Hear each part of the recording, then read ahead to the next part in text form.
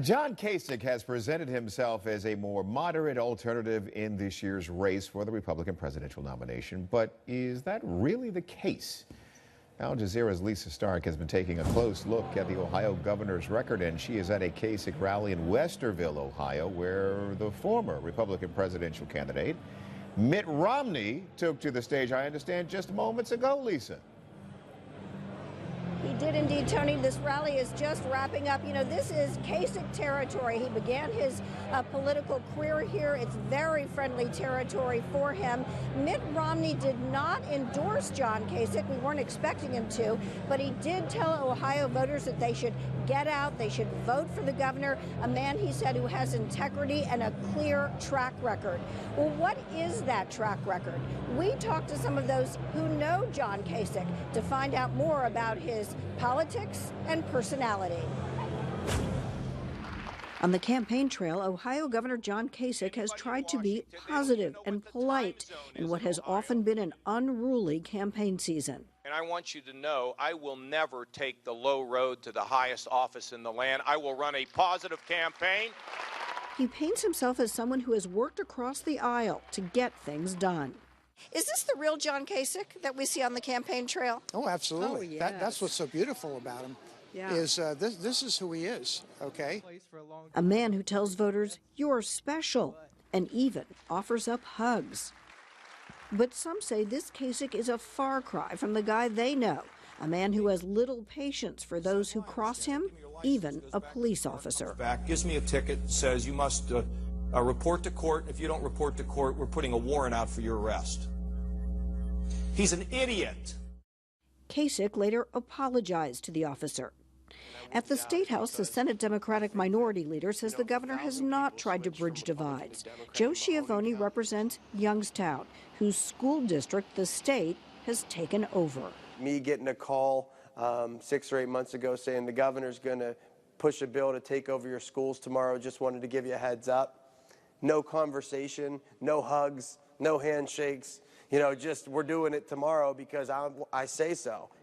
Schiavone also says the governor is hardly the moderate he appears on the national stage. He tried to take away collective bargaining rights from public employee unions in Ohio. When he was moving that bill, he said, get on the bus or the bus is going to run you over. That sounds more Trump-like than Kasich-like. As Governor Kasich has also cut funding for Planned Parenthood, signed restrictive abortion clinic laws, about half have had to close, supported gun rights and school choice. Conservative on some issues, but certainly not conservative on all issues. Jason Hart is a reporter for a conservative website and points to Kasich's decision to embrace part of Obamacare by expanding Medicaid in Ohio as a significant break from his Republican roots. I don't know that anyone could defend with a straight face that policy as fiscally conservative or fiscally responsible, particularly when the federal government is $19 trillion in debt. So he has changed, I think would be the polite way to say it. Kasich has cited the Bible to justify the Medicaid expansion. It's a remarkable book. If you don't have one, I'll buy you one. And it talks about how we treat the poor. He has a soft spot for those who need help, those in the shadows. And obviously, a big portion of those in the shadows are those with mental illnesses. As head of the Office for the National Alliance on Mental Illness, Russell was worried he would not have an ally in this Republican governor. Instead, Kasich has become his champion, allocating an additional $110 million for services on top of the controversial Medicaid expansion. I think it was a tremendous political risk, and some of his own party are criticizing today for doing that. But he looked out and saw the people in need. Kasich is a man of contradictions, criticized from both the left and the right. The head of the state Republican Party mimicked the candidate's own words to size him up. Sounds like, maybe the porridge was too cold on one side, too hot on the other, and John Kasich has it just right.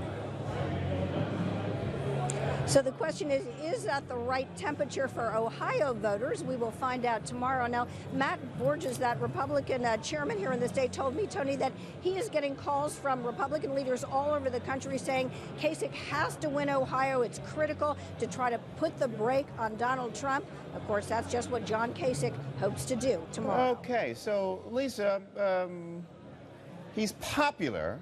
But how popular is Governor Kasich in his home state, and is that enough to stop Trump? Well, no one expects it's going to be a runaway tomorrow. This is a tough fight here in the state.